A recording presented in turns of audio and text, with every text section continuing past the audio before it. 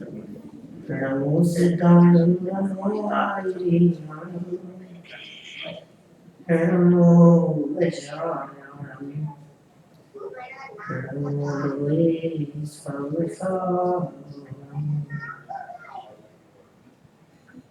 उत्तम क्षमा मार्दवाचम है सत्य शौच संयम तप त्याग आकिं चंद्रमचर्य धर्म नश्यसार संपत्ति दुख ते काढ़ी मुक्ति करता संपत्ति दुख ते काढ़ी मुक्ति करता उत्तम क्षमादि 10 लक्षण धर्मों की चर्चा में कल तक हम यहाँ उत्तम संयम धर्म के बारे में बात कर चुके हैं। तप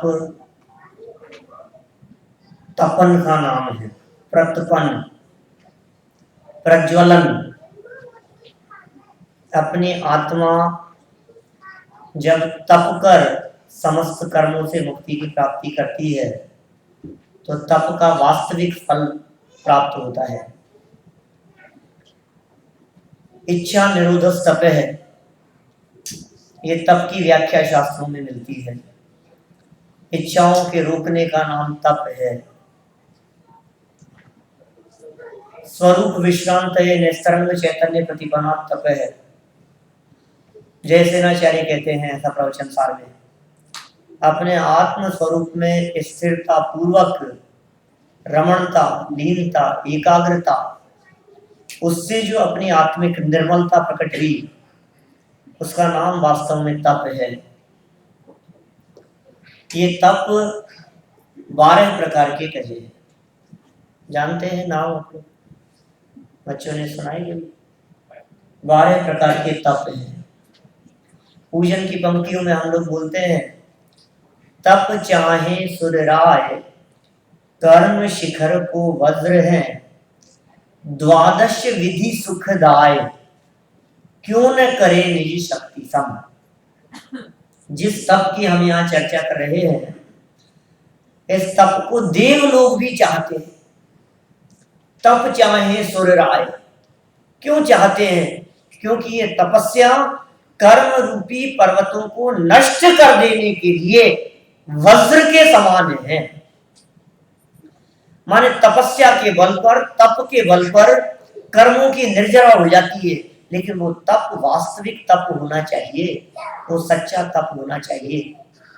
वो कैसा तप होता होगा जिसको देव लोग भी चाहते होंगे। 1-2 दिन भूखे रहने वाला तप तो नहीं हो सकता, क्योंकि यदि भूखे रहने से मान लीजिए कर्मों की बहुत निर्जरा अपन मानते हैं तो फिर तो नारकियों के तो मोक्षी हो जाना चाहिए, नरक में रहते रहते। यदि हम इसी चीज को तप मानेंगे तो देव तो हजारों वर्षों बाद में एक बार कंठ से अमृत जाता है। हजारों वर्षों का उपवास होता है उनके। जितने सागर की उम्र होती है उतने 1000 वर्ष बाद में कंठ से अमृत जाता है। ये देवों की व्यवस्था होती है। ऐसी व्यवस्था है देवगति में आहार की। इसका मतलब वो तो तप नहीं है, तो कैसे तप की चर्चा होती होगी? जो तप देवगति के जीवों में नहीं है और मनुष्य गति के जीवों में हो सकता है। तरसते हैं देव मनुष्य पर्याय की प्राप्ति के लिए। हम पता नहीं क्यों चाहते हैं देव बनना। सब चाहते हैं, किसी से पूछ लो। कभी तो लोग ऐसे भी मिल जाते हैं, वो कहते हैं पंडित जी रोजाना प्रवचन सुनने के लिए आ रहे हैं, 16वां नहीं तो पहला शर्त तो मिल ही जाएगा। इतना तो मिल जाएगा ना हमारे। 10 दिन हम उपवास भी करें, भोजन भी नहीं खाएं, व्रत उपवास भी करें, संयम से भी रहें, रोजाना मंदिर जा रहे, अब 10 दिन में मैं रोजाना मंदिर गया हूँ, तो बहुत बड़ा काम कर दिया। हमारे 365 दिन जाने वालों को मोक्ष नहीं है, स्वर्ग नहीं है, गारंटी नहीं है ना। समझ रहे हैं हम क्या सोच रहे हैं? हमें ऐसा लगता है देव गति की प्राप्ति हो जाए, हमारे को स्वर्ग में चले जाएं हम, अरे तुम स्वर्ग की प्राप्ति चाहते हो और स्वर्ग वाले तुम्हारी अवस्था चाहते हैं। बिल्कुल सेम कंडीशन है। जैसे जॉब वाले हैं वो बिजनेस चाहते हैं और बिजनेस वालों से बात करो, अरे साहब ये जॉब वाले बहुत अच्छे हैं। दूसरों की थाली में घी नजर आता है। ऐसा ही लगता है अपने को, दूसरों की तरफ देखते हैं तो ऐसा ही है क्या? देव लोग मनुष्य दशा को चाहते हैं, या तो वो मूर्ख होंगे या हम मूर्ख होंगे। भाई सच बात तो ये है कि देवों की तुलना में मनुष्य दशा बहुत श्रेष्ठ है, क्योंकि इस मनुष्य अवस्था में तप किया जा सकता है, इस मनुष्य अवस्था में संयम लिया जा सकता है, इस मनुष्य अवस्था में साधना की जा सकती है, आराधना की जा सकती है। अरे भोगों को इकट्ठा करना, संपत्ति को इकट्ठा करना, वैभव को इकट्ठा करना, और इसमें कोई दम नहीं है। ये सब प्रदर्शन की वस्तु बना रहता है हमारे द्वारा। आप कल्पना नहीं कर सकते उन देवों की, जो देव इस मनुष्य पर्याय को प्राप्त करने के लिए तरसते हैं, उनकी क्या दशा होती होगी। हमें कीमत नहीं है हमारी। एक जब महावीर भगवान का समूह शरण आया विपुलाचल पर, तो वहां एक राजा राज्य करता था। उस राजा को बहुत प्रसन्नता हुई। किस बात की प्रसन्नता हुई भैया वीरेंद्र जी? कि भगवान महावीर स्वामी का समूह शरण आया है, ये बात जानकर। लेकिन प्रसन्नता का कारण ये नहीं था कि भगवान का उपदेश सुनने को मिलेगा। प्रसन्नता का कारण ये था कि वर्षों से हमारे खजाने में जो लवाजमा पड़ा है, अब उसको प्रदर्शन का समय आ गया। दुनिया देखेगी अपने पास में कितना वैभव है, ठाट वाट सोने चांदी के हाथियों को सजाएंगे अपन रत्नों से, हैं, और ऐसे चंदवे बांधेंगे, ये करेंगे वो करेंगे, ऐसे जेवर पहनेंगे। दुनिया देखेगी अपने पास में कितना वैभव। कहाँ मौका मिलता है ऐसा? आप लोगों को यहाँ का तो पता नहीं, यहाँ तो नहीं देखा मैंने, लेकिन इंडिया में तो लोगों को मौका मिलता है 10 लक्षण पढ़ने के अवसर पर, क्षमावाणी के अवसर पर, है, धूप दशमी के दिन, अनंत चतुर्दशी के दिन, वो मौका ऐसा मिलता है। लॉकर खुलते हैं, साल भर तो बंद रहते हैं। ऐसा ही उसको मौका मिल गया, ये अच्छा प्रसंग आया है जिस प्रसंग में मैं सब प्रदर्शन कर सकता हूं। देखो आप लोग तो दिव्य ध्वनि का लाभ चाहते हैं, उसको कैसा भाव आ गया। इंद्र को उसके इन परिणामों को समझने में देर नहीं लगी। घमंड कर रहा है, इतना घमंड कर रहा है इंद्र। उसके सामने अपनी चतुरंगिनी सेना लेकर के वहां लवाजमे के साथ में ऐरावत हाथी लेकर के आ गया। उसका सारा का सारा अभिमान चूर-चूर हो गया, क्योंकि इंद्र का तो वैभव। ऐरावत हाथी, अभी उसके स्वरूप की चर्चा करूं तो 5 मिनट निकल जाएंगे, ऐसा स्वरूप है ऐरावत हाथी का। और इतने ठाट बाट के साथ में वो वहां से आया, सारा अभिमान चूर-चूर हो गया, उसका सारा मान गलित हो गया। बात गई, समय बीत गया, सब समूह शरण में चले गए, दिव्य ध्वनि सुनी भगवान की।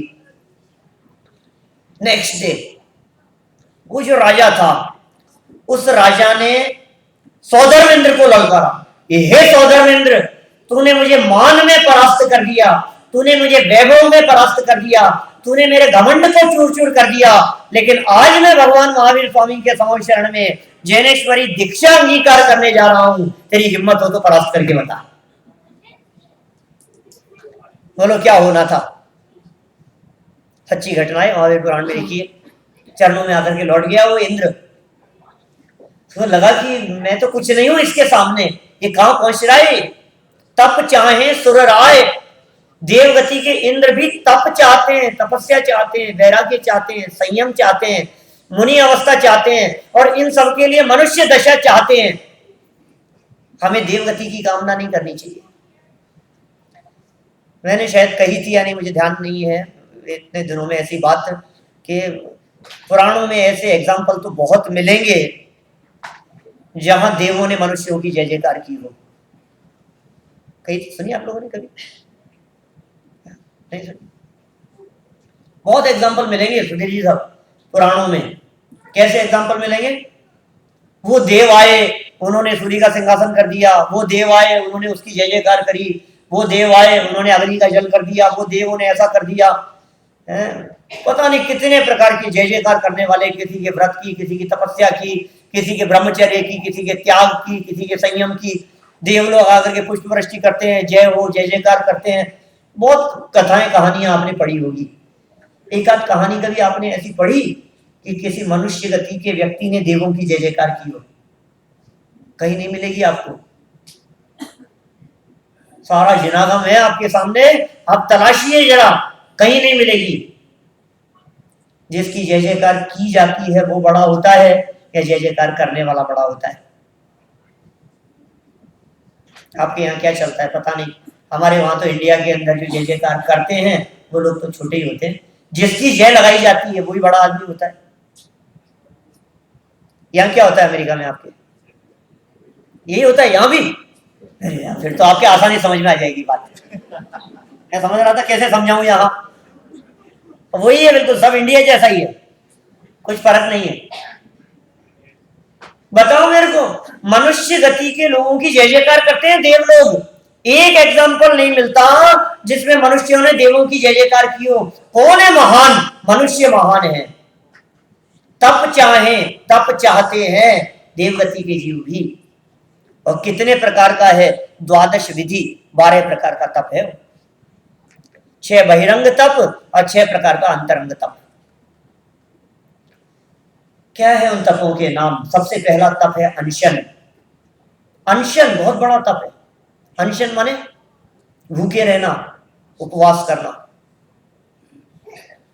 ये जो तप है ना, 12 प्रकार के तप, जो 6 बहिरंग और 6 अंतरंग कहे हैं, उसमें फर्स्ट नंबर है अनशन, सेकंड नंबर उससे बड़ा है, थर्ड नंबर उससे बड़ा है, फोर्थ नंबर उससे भी महान है। ये उत्तर उत्तर महान होते गए ये सभी तप। पहला तप उसकी तुलना में लास्ट तप बहुत महान है, दोनों में अंतर है। क्या नाम है? फर्स्ट का क्या नाम है और लास्ट का? बताया नहीं मैंने, बताता। ध्यान। पहला तप है अनशन और लास्ट का क्या नाम है? ध्यान। अनशन नाम का तप वर्षों तक करें, महीनों तक करें तो भी मोक्ष की गारंटी नहीं है। और ध्यान नाम का तप अंतर मुहूर्त 48 मिनट किया जाए तो मोक्ष की गारंटी है। इतना फर्क है। मैं झूठे उपवास की बात नहीं कर रहा, मैं दिखावटी उपवास की बात नहीं कर रहा हूं। मैं उन उपवास की बात आपके सामने करने जा रहा हूं जो उपवास ऋषभदेव जैसों के माध्यम से किए गए। बोलो, ऋषभदेव ने कोई गलत किए थे? ऋषभदेव स्वामी ने 6 महीने तो छोड़ दो, चलो कोई बात नहीं, 6 महीने तक तो वो आहार के लिए उठे ही नहीं थे। फिर उसके बाद 6 महीने का उपवास तो था। वैसे तो साल भर का उपवास कह सकते हैं अपन। 13 महीने का उपवास किया ऋषभदेव स्वामी ने। 13 महीने का उपवास किया, उसके बावजूद मोक्ष प्राप्त करने में उनको 1000 वर्ष लग गए, केवल ज्ञान की प्राप्ति करने में। और भरत चक्रवर्ती दीक्षा ली और ध्यान अवस्था में बैठे और अंतर्मुहूर्त में केवल ज्ञान। देखो कंपैरिजन दोनों में, पहला तप और आखिरी तप, इतना अंतर है दोनों तपों में, एक के बाद एक बढ़ते हुए। पहले का नाम था अनशन, माने उपवास, माने भूखे रहना, माने नहीं खाना। पता है दूसरे तप का नाम क्या है? उनोदर, एकासन करना, एक टाइम खाना। उपवास करने की अपेक्षा से एक टाइम खाना वो ज्यादा बड़ा तप है। ठीक है, कह रहे हो? हम जबरदस्ती, देखो समझना पड़ेगा आपको। क्यों ऐसा मेरे कह देने से काम नहीं चलेगा, आपको उसकी गहराई में आकर के सोचना पड़ेगा। क्यों है आखिर शास्त्रों में, आखिर ऐसा क्यों कहा, उसके पीछे क्या रीजन है? अनशन में एक टाइम भी भोजन नहीं किया, अन्न का एक दाना नहीं खाया, बिना अन्न का भी कुछ नहीं खाया, शाम को कदाचित एक बार पानी पिया, ठीक है ना। और उनोदर में एक टाइम भोजन किया। देखो उनोदर को बड़ा तप कहा है, दूनोदर को नहीं समझे? उदर कहते हैं पेट, उदर माने उनोदर नाम है तप का। उनोदर मतलब ऊन मतलब कम, न्यून, पेट माने भूख। तो भूख से कम खाना उसका नाम है दूसरा तप, उनोदर। अभी हम लोग एक टाइम खाते हैं तो उनोदर नहीं होता, होता है दूनोदर। आप समझ में आया? माने जब हम एक टाइम खाते हैं तो इसलिए वो अनशन की अपेक्षा से ज्यादा बड़ा तप नहीं हो पाता। वो तप कब होगा? क्योंकि तप में तो इच्छाओं को रोकना था भाई साहब। हमने क्या किया? एक टाइम खाते हैं तो क्या करते हैं बोलो? एक टाइम खाते हैं तो रोजाना यदि 3 रोटी खाते थे तो एक टाइम खाने में 4 खाएंगे। अपने को भी लगेगा अब शाम को तो खाना नहीं है, और खिलाने वाले भी कहेंगे खा लो ना, अब ले लो, अब शाम को तो खाओगे नहीं। अपने को भी लगता है थोड़ा सा।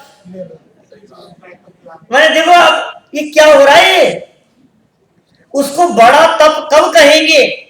वो बड़ा तप तब कहलाएगा जब आपकी इच्छाएं रुकेगी। और इच्छा कब रुकेगी? इच्छा रुकना किसका नाम है? कि आपके सामने भोजन मिला, निरंतराय भोजन मिला, शुद्ध सात्विक भोजन मिला, मन पसंद भोजन मिला, और बहुत तेज भूख भी थी, और उसके बावजूद भी आप 2 की जगह 1 रोटी यदि खाते हो तो वो उनोदर कहलाता है। तो वो बड़ा तप है, उपवास से बड़ा तप है। उपवास में तो क्या किया? आप भोजन के पास में ही नहीं गए, वो तो फिर आसान काम है। भोजन के पास में नहीं गए, किचन के पास में नहीं गए, आपने भोजन नहीं देखा, ठीक है ना। लेकिन उनोदर में क्या हुआ? भोजन मिलने के बावजूद भी थाली से ऐसे उठ जाना अच्छा आसान नहीं है।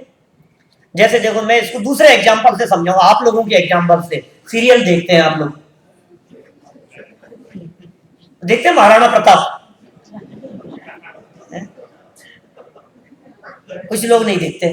अरे मैं कोई प्रमोशन नहीं कर रहा हूं, मैं तो ये कह रहा हूं कि आप समझ लीजिए, जो व्यक्ति नहीं देखते क्या, उन्हें देखने का कभी विकल्प नहीं आता, और वो जो देखते हैं उनके दिमाग में ये लगता है कि अजब जैसे शादी होगी कि फूल उमर से।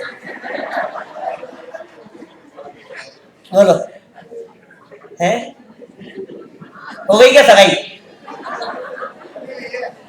मतलब मेरा कहने का मतलब ये है, आप यदि समझ लीजिए, यदि आप किसी चीज को आपने देखना शुरू कर दिया, क्या जिसको नहीं देखा उसके बारे में आपके चित्त में कोई विकल्प नहीं है।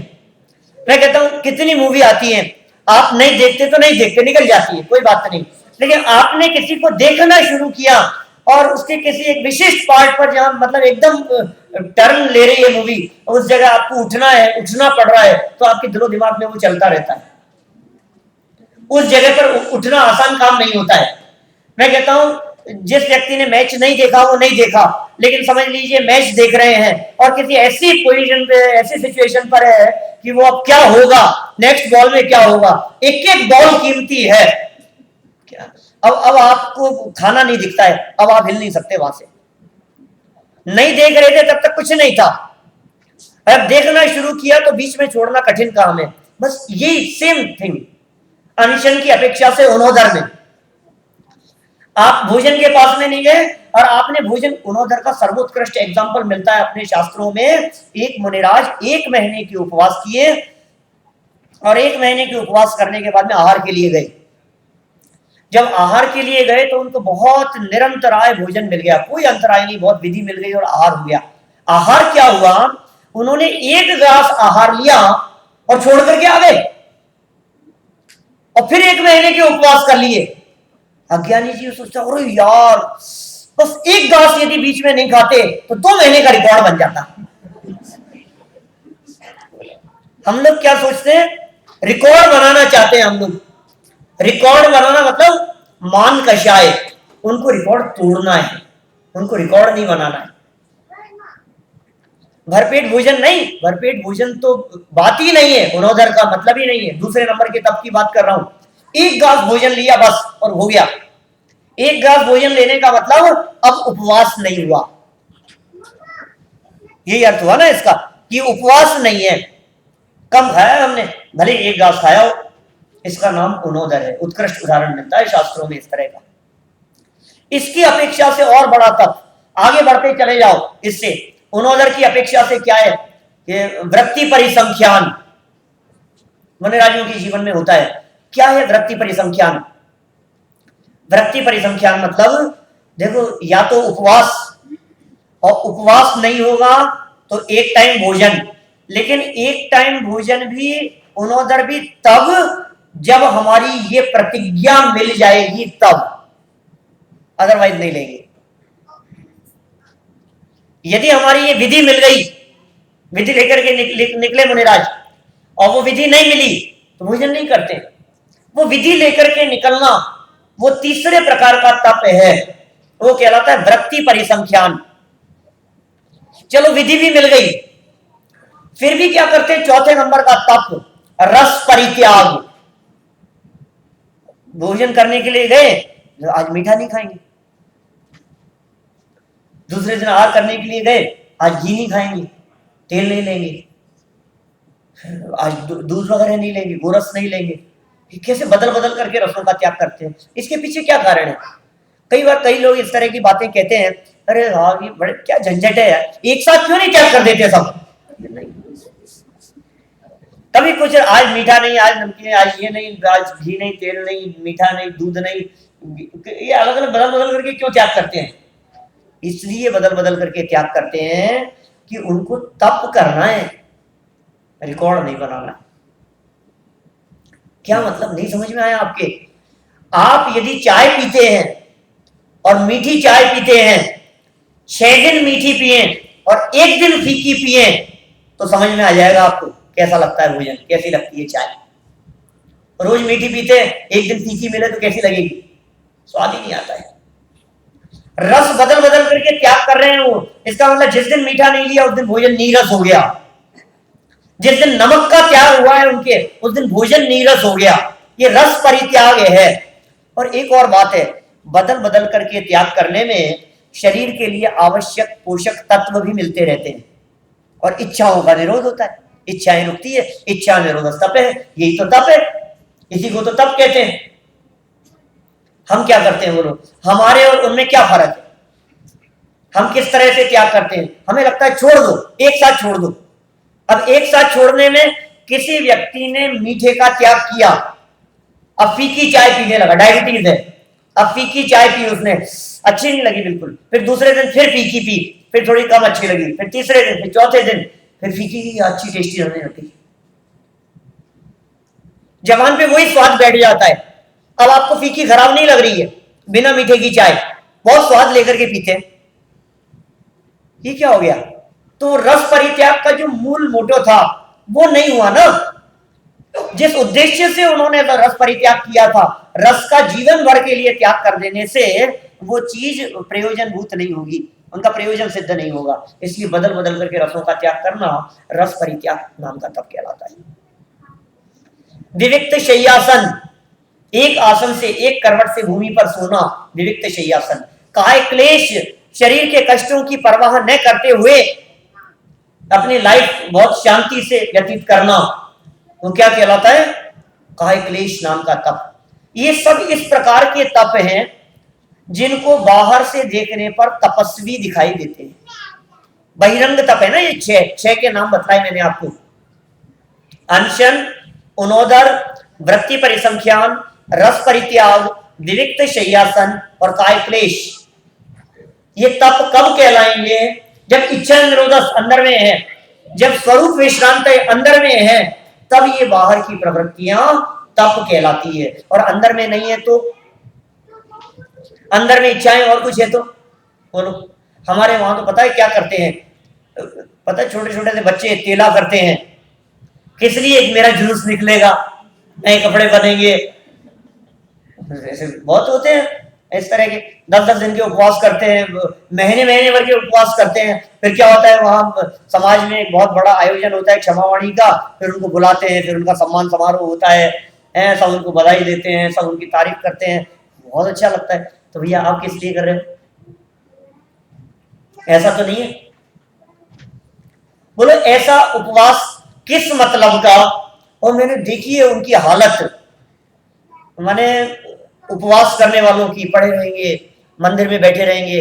बहुत कम होते हैं ऐसे, राजेंद्र जी जैसे तो बहुत बिरले व्यक्ति हैं जो बराबर स्वाध्याय में आते हैं, लाभ लेते हैं बिल्कुल। आज 7वां दिन है, आज 6ठा दिन है, 7वां, 7 हो गए पूरे। बोलो, बराबर प्रवचन में आना, सुनना, स्वाध्याय करना, लाभ लेना। नहीं तो आप पड़े रहो बंदे। अब काय के लिए किया था आपने उपवास, ये बतलाओ? भूखे पड़े रहने के लिए? न पूजन हो पा रही है, न मंदिर जा पा रहे हैं, न प्रक्षाल कर पा रहे हैं, 2 आदमी पकड़ करके उठा रहे, ये तो उपवास कर लिए। अब 10 दिन तो कर लिए, महीने भर तो कर लिया, और फिर उसके बाद में 1 महीना रिकवरी में लगता है। ये क्या करके बैठ गए आप? इसमें धर्म नहीं है सच में। मतलब उपवास का वास्तविक मतलब क्या है? उपवास क्या मतलब है? उपवास, 2 शब्द है ना, वास माने रहना, उप मतलब नजदीक, तो नजदीक रहने का नाम उपवास है। किसके नजदीक रहना? अपने स्वभाव के नजदीक रहना। आपने 10 दिन यदि भोजन न करके, या 1 दिन, 10 दिन की तो छोड़ो, 10 दिन वाले तो कोई और नहीं दिखते हैं यहाँ, चतुर्दशी का उपवास करेंगे ना, तो त्रयोदशी को ज्यादा मत खाना। नहीं, ऐसा रिवाज है यहाँ का तो पता नहीं मेरे को, हमारे वहां तो ऐसा होता है। वहां क्या करते हैं, त्रयोदशी के दिन, 13 के दिन वो चूरमा बाटी वगैरह ऐसा बनता है शाम को, गरिष्ठ भोजन। वो 13 के दिन बनता है, 14 का उपवास होता है। क्या तो खूब भरपेट खाते हैं, क्योंकि कल तो खाना नहीं है, आज ही टूट पड़ो। और फिर इस तरह से उपवास करते हैं कि वो दिन पूरा जबरन तो करते हैं, शाम तक भूख लगने लगती है, फिर क्या करते हैं, सो जा बेटा, जल्दी सो जा, सुबह उठ करके जल्दी खा लेना। कैसे उपवास के स्वरूप है? अपने से नहीं निभ रहा है, अपने से नहीं किया जा रहा है, हम नहीं रह पा रहे हैं, तो अकेले भूखे ही रहना, बस अकेले कष्ट देना, ये नहीं। आपने किया क्या ये बतलाओ? भूखे रह करके आप मंदिर आए क्या? आपने स्वाध्याय किया क्या? देखो, ये है बहिरंग तप, उपवास, तपस्वी दिखाई देता है। और एक वो है अंतरंग तपों में स्वाध्याय। 2 व्यक्ति हैं, घर में 2 बच्चे हैं। एक बच्चे ने उपवास किया है और दूसरे बालक ने उपवास नहीं किया, उनोदर किया है। ये 2 टाइम खाना खाया है और शांति से बैठ करके स्वाध्याय कर रहा है, पढ़ रहा है, स्वाध्याय कर रहा है। बाहर बैल बजी, ये स्वाध्याय कर रहा है और वो लेटा है, पड़ा है बिस्तरों में, उपवास वाला, बैल बजी। तो एक बार बज गई, दोनों अपने अपने पढ़ा था, ये स्वाध्याय में लगे थे। फिर एक बार और बजी, तो अंदर से मम्मी आई, दिखता नहीं है क्या बैल बज रही है, गेट नहीं खोल सकता? कि मम्मी मैं स्वाध्याय कर रहा हूं, ये नहीं खोल सकता। अरे उपवास किया है उसने, तो 2 टाइम खाया है, उठ गेट खोल। क्या लगता है कौन तपस्वी है? उपवास वाला, वो ज्यादा तपस्वी है। जबकि उसने क्या किया? उसने भोजन नहीं किया, उसने फल नहीं खाए, उसने मिठाई नहीं खाई, उसने नाश्ता नहीं खाया, नहीं किया, उसने दूध चाय नहीं पिया। ये सब तो नई नई नई नई वाली लिस्ट है। किया क्या? ये नहीं किया, ये नहीं किया, ये नहीं खाया, यही तो हुआ ना। किया क्या ये बताओ ना। देखिए, हमारे को वो लगता है, जबकि ये अंतरंग तप है स्वाध्याय। उपवास पहले नंबर का तप है, स्वाध्याय 10वें नंबर का तप है। कौन सा बड़ा तप है? हमारे को वो तप ही नहीं लगता है। हमें लगता ही नहीं है कि हम यहां बैठ करके तप कर रहे हैं। बोलो, आपको लगता है ऐसा कि यहां बैठ करके तपस्या हो रही है? तो भूखे रहे तो तपस्या दिखती है। 6 हो गए, है ना। 7वां अंतरंग की तरफ बढ़ते हैं अपन, क्योंकि घड़ी भी बढ़ रही है। देखो, अंतरंग में पहला नाम क्या है? प्रायश्चित। ये भी एक तप है, बहुत बड़ा तप है, अच्छा तप है। व्रत भंग हो जाए, नियम टूट जाए तो प्रायश्चित लेते हैं। मुनिराज वगैरह इस तरह से प्रायश्चित दिया करते हैं। आचार्य सर्वश्रेष्ठ होते हैं, जो शिष्यों के अपराध होने पर उनको प्रायश्चित विधि के माध्यम से शुद्ध कर देते हैं। वो जानते हैं कैसा अपराध किया है और क्या सजा दी जानी चाहिए, वो अच्छे से जानते हैं। प्रायश्चित का गजब का स्वरूप है। हम लोग भी ले लेते हैं कभी कभी प्रायश्चित। क्या करते हैं कि कुछ हो जाए, नियम टूट जाए, तो मंदिर में जाके 2 माला फेर लेते हैं, बस हो गया प्रायश्चित। ये प्रायश्चित है क्या? नहीं। एक मुनिराज थे और आहार चर्या के लिए आए, कुछ दोष लग गया और उन्होंने जाकर के आचार्य को वो बात बताई नहीं, छिपा ली उन्होंने। नियम तो ये होता है संघ में रहने वाले मुनिराजों के लिए, अपने से जो कुछ भी गलत घटना कुछ भी घट जाए, जो कुछ भी हो, आहारचर्या में जो दोष लगा हो, बिल्कुल निश्चल भाव से, सीधी सरलता से आचार्य श्री के पास जाकर के बयान कर दें कि मेरे से ये गलती हो गई, क्षमा चाहता हूं, आप मुझे प्रायश्चित दे देवे जिससे कि ये दोष दूर हो जाए। छिपा गए। वैसे आचार्यों का वर्चस्व इतना होता है कि सामने वाला व्यक्ति छिपा नहीं सकता। एक दिन छिपा लिया, 2 दिन छिपा लिया, नहीं रही बात, तीसरे दिन बता ही दिया फिर आके, और वो कह दिया कि उस दिन मेरे से ये हो गया था, अब मैं ये बतला नहीं पाया, मुझे डर लग रहा था, मैं सोच रहा था आप क्या सोचोगे मेरे बारे में, ऐसी ऐसी मेरी बात हो गई थी, तो मुझे आप प्रायश्चित विधि द्वारा शुद्ध करो। पता है आचार्य श्री ने क्या कहा उसको? उसने आचार्य श्री ने कहा कि यार मैं नहीं दे सकता इसका प्रायश्चित, एक काम करो तुम, वो एक संघ है, उस संघ में जो आचार्य है ना उनके पास में चले जाओ, वो तुम्हारे को प्रायश्चित विधि बतला देंगे। मुनिराज चले गए, उस संघ में चले गए, वहां जाकर के उन्होंने पूरी बात बतलाई उनको, आचार्य को, और बतलाने के बाद में कहा कि साहब ये गलती हो गई, वहां संघ से आया हूँ, ये प्रायश्चित विधि द्वारा शुद्ध करो। तो उन आचार्य ने मना कर दिया कि नहीं नहीं, इसका प्रायश्चित मैं नहीं दे सकता, इसका प्रायश्चित तो तुम्हारे को वो संघ के आचार्य देंगे, उधर चले जाओ उस संघ में। वहां गए, वहां जाकर के अपनी पूरी बात बतलाई सब, उन्होंने भी नहीं, उन्होंने और आचार्य के पास में भेज दिया, साथ साथ संघ में घुमाया, और सातवें के पास में पहुंचे और उन्होंने कहा कि इसका प्रायश्चित तो तुम्हारे ही आचार्य देंगे, जिस संघ में थे ना उसी संघ में चले जाओ। वापस आ गए संघ में, आकर हाथ जोड़ करके कहा महाराज आचार्य श्री आपको ही प्रायश्चित देना था तो मुझे इतने संघों में क्यों घुमाया, चलो खैर अब जो कुछ भी हुआ हो मेरा प्रायश्चित बतलाओ, कि हो गया तुम्हारा प्रायश्चित। क्या क्या प्रायश्चित था कि जो गलती की थी ना, गलती क्या की थी कि बताना नहीं चाहते थे, वही बात अपने मुंह से अलग अलग संघ में जाकर के तुमने बतलाई, ये उसका प्रायश्चित है। आपने जो गलती की, जैसी गलती वैसा प्रायश्चित तो होना चाहिए। आपने आज हरि का त्याग किया है मान लीजिए, और आपने हरि खा ली, तो क्या प्रायश्चित तो होना चाहिए उसका? बोलो, कल 2 पूजन कर लेंगे, क्या कर लेंगे? बोलो, भगवान से जाकर के माफी मांग लेंगे? नहीं, आपने जैसी गलती की है उसका प्रायश्चित तो उसी प्रकार का होना चाहिए, तब तो उचित है। और वहां तो ऐसा ही चलता है, उठपटांग कुछ का कुछ कर लेते हैं अपने मन माफिक, ऐसा नहीं चलेगा। अंतरंग तप है, उत्कृष्ट तप है। इसके बाद नंबर आता है विनय, प्रायश्चित के बाद में विनय नाम का तप है। ये कैसा तप है विनय? चले गई इसमें से। विनय कैसा तप है मैं चर्चा कर चुका हूं शायद। विनय तो तप उसमें चर्चा की थी ना अपन ने, मार्दव धर्म के दिन। ये भी बहुत बड़ा तप है। एक विनय तो ऐसी होती है जो कर्म काटने का काम करती है, और थोड़ी सी असावधानी हो गए तो वही विनय कर्म काटने की जगह धर्म काटने का काम कर देती है।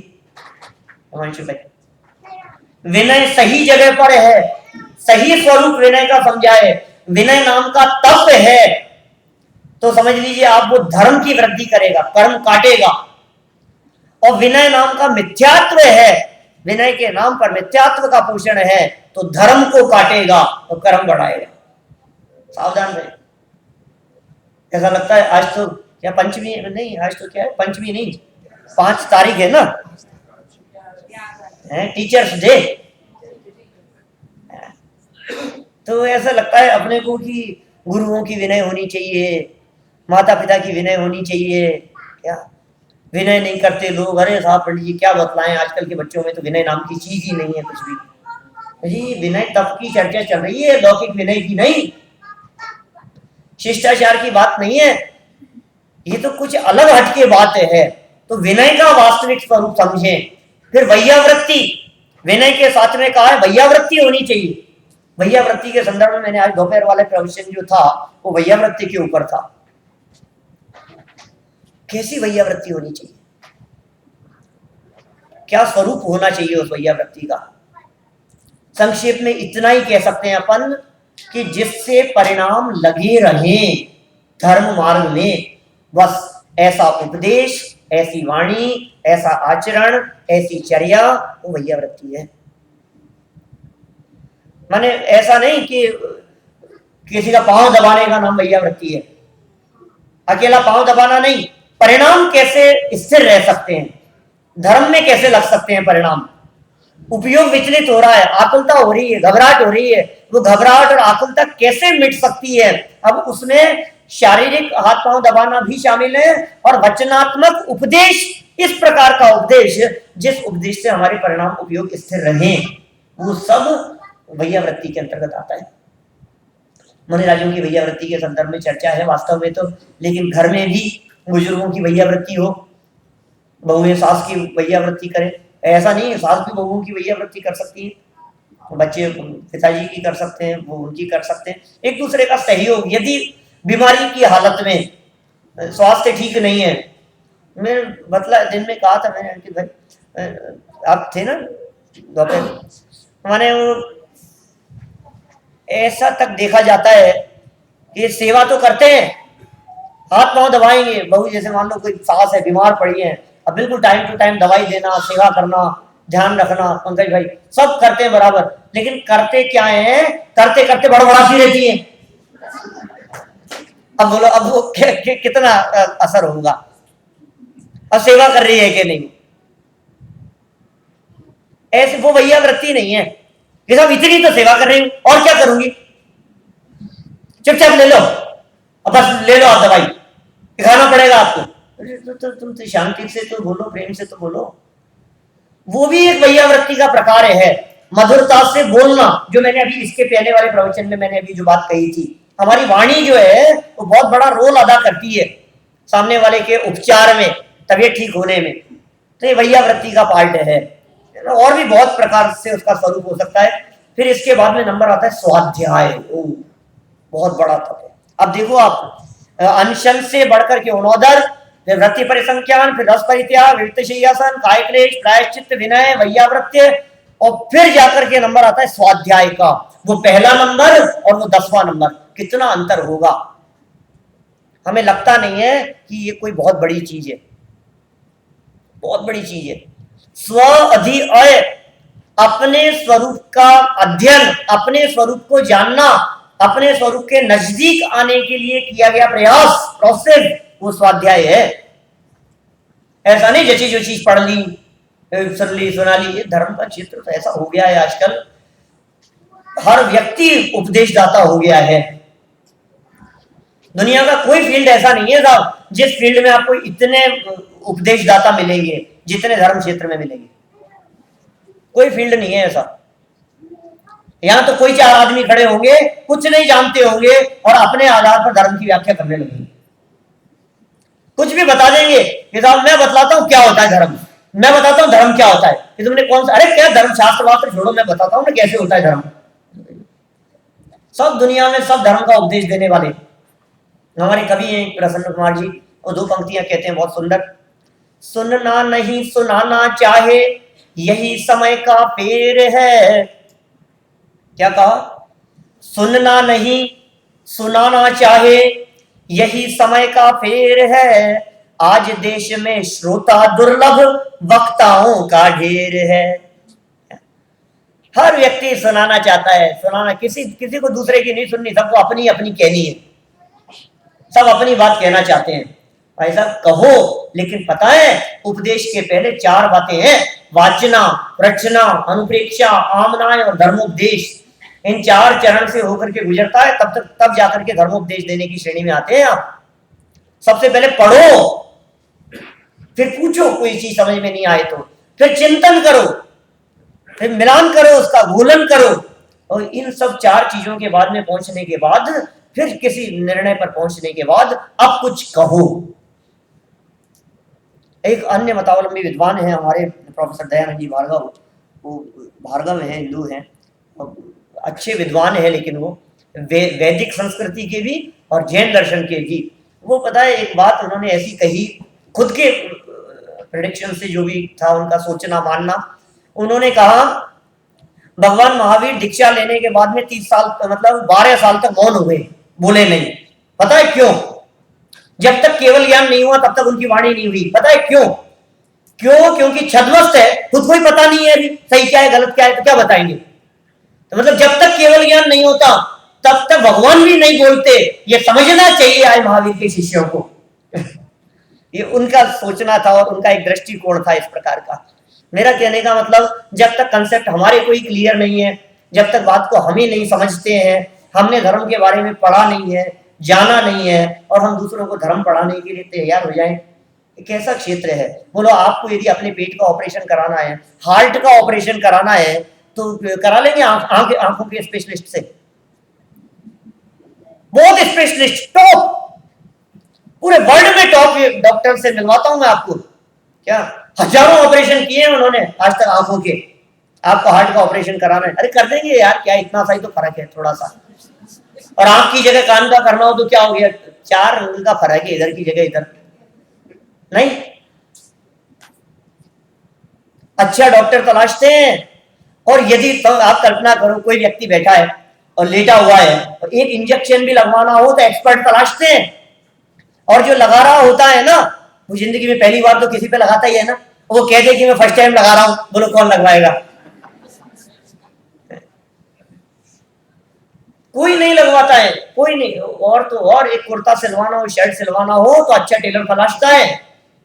ये धर्म का क्षेत्र ऐसा है जिसमें कोई भी सुनाने वाला हो, हम सबका सुनने को तैयार है, सब बात सुनने को तैयार है। किसने कितना पढ़ा है, किसका अध्ययन कितना है, कौन कितना जानता है, किसको कितनी नॉलेज है। हम तो राजनेताओं को बुलाते हैं और वो आकर के भगवान महावीर के नाम पर कुछ ना कुछ सुना जाते हैं सभाओं में। उपदेश, स्वाध्याय, ये सब स्वाध्याय की श्रेणी में हम लोग बैठ करके स्वाध्याय कर रहे हैं। कितने हो गए? 10। व्युत्सर्ग, इसकी चर्चा त्याग के संदर्भ में करेंगे आगे। और ध्यान तो सर्वोत्कृष्ट तप है। ध्यान ऐसा तप है, कौन सा आर्त ध्यान, रौद्र ध्यान नहीं, शुभाव रूप भी नहीं, शुभाव रूप धर्म ध्यान की बात भी नहीं। वास्तविक जो ध्यान है शुद्धोपयोग रूप, उस ध्यान के बल पर जो निर्जरा होती है, अंतर्मुख में केवल ज्ञान की प्राप्ति करा देता है, वो वास्तविक तप है ध्यान। तो यहां इन्होंने क्या कहा देखो आप, द्वादश विधि सुखदाय, एक और इंपॉर्टेंट शब्द दे दिया। आपको उपवास करके मजा आता है कि आपको उपवास करके लगता है मर गए रे यार भूखे, इतनी भूख में तो आज तो कर लिया भैया, आगे से तो अपने से तो नहीं होगा। ये कह रहे सुखदाय, आपको सुखदाय लग रहा है या दुखदाय लग रहा है? आप देखना, यदि आपको दुखदाय लग रहा है तो वो तप नहीं है, और आपको सुखदाय लगता है, आनंददायक लगता है, तो वो तप है। उपवास करके ये करना था, भोजन नहीं किया ना हमने, भोजन के विकल्पों से छूट गए। खाना खाएगा नहीं तो बनाएगा नहीं, बनाना नहीं, खाना नहीं, लाना नहीं, भोजन संबंधी कितने विकल्पों से बच जाते हैं हम। इतना जो टाइम सेविंग हुआ है, इस टाइम सेविंग को अपने जॉब में, दुकान में नहीं लगाना, इसको आत्म कल्याण में लगाना। इसलिए बचाया है हमने ये टाइम। उपवास करके जो भोजन आदि से टाइम बचाया है, वो टाइम हमने स्वरूप समझने के लिए बचाया है, तब जाकर के वो उपवास कहलाएगा। क्यों न करें निज शक्ति सम, अपनी शक्ति के सहित हमें यह करना ही चाहिए। फिर आगे तो दुर्लभता की चर्चा की है, कर लेंगे एक आध दिन कभी, फिर कभी दुर्लभता ही तो बतानी है। एक उत्तम तप सबने बतलाया गया है, कर्म रूपी पर्वतों के लिए वज्र के समान है, और तुम्हारी दशा देखो, अनादि काल तो निगोद में बीता। करेंगे इसकी कभी डिटेलिंग आगे। कभी निगोद में बीता, अनंत काल बस्यो अनादि निगोद मझारा, और निकला तो क्या हुआ, भू विकलत्रय और पशु तन धार लिया, फिर धारा मनुष्य तन, महादुर्लभ, बहुत दुर्लभता से मिला ये मनुष्य जीवन। अच्छी आयु मिल गई है, जीवन नहीं मिलता है, बहुत दुर्लभ है। जवान मर जाते हैं, बहुत दिखते हैं ऐसे, जवानी में हार्ट अटैक आ गया, मर गए, एक्सीडेंट हो गए, डेथ हो गई, नहीं पता नहीं क्या क्या बीमारियां आजकल ऐसी हो जाती है, डेथ हो जाती है युवावस्था के अंदर ही, तो जन्म होते ही मर जाते हैं। हमारे को तो कितनी उम्र मिल गई है, महान भाग्य से, बड़े भाग्य से मुझको मिला जिन धर्म, बहुत भाग्य से हमारे को ये जैन धर्म मिल गया है। इसलिए समझ लेना, ये जैन धर्म मिलकर के भी महान दुर्लभ, अच्छा कुल, अच्छी आयु, निरोगता, जिनवाणी सुनने का अवसर, तत्व ज्ञान, ये सब मिलने के बावजूद भी भई विषय प्रयोगता, विषयों में यदि लीनता हो रही है तो कहते हैं अति महादुर्लभ। ये महान दुर्लभ है ये चीज, जो त्याग करते हैं, जो तप करते हैं, विषय कषायों को त्याग करके तप करते हैं, तो कहते हैं मनुष्य भव रूपी स्वर्ण के घर पर मानो मणिमयी कलश धरने का भी काम करते हैं। भैया ये जो मनुष्य जन्म हमारे को प्राप्त हुआ है, ये जितनी दुर्लभता से प्राप्त हुआ है ये उतना ही ज्यादा कीमती है। जो चीज जितनी दुर्लभता से प्राप्त होती है वो उतनी ही ज्यादा कीमती होती है। हमें इसकी कीमत समझ करके, इसको बहुमूल्य जान करके इसकी सार्थकता के लिए प्रयास करना चाहिए, अपने स्वरूप को समझने का प्रयास करना चाहिए। असली तप इच्छाओं के रोकने का नाम है। इच्छाएं रुके, आकांक्षाएं रुके, विषय कषायों की तृष्णाएं मिटे और तृष्णाएं मिटकर उन पंचेंद्रीय विषयों से दृष्टि हटकर अपने में जाए तो जो स्वरूप का प्रतिपन्न होगा वो कर्म निर्जरा का उत्कृष्ट हेतु बनेगा। ऐसी निर्जरा, ऐसा तप हम सभी के जीवन में प्रकट हो, इसी भावना से विराम देते हैं। हाँ, कल है ना क्वेश्चन आंसर।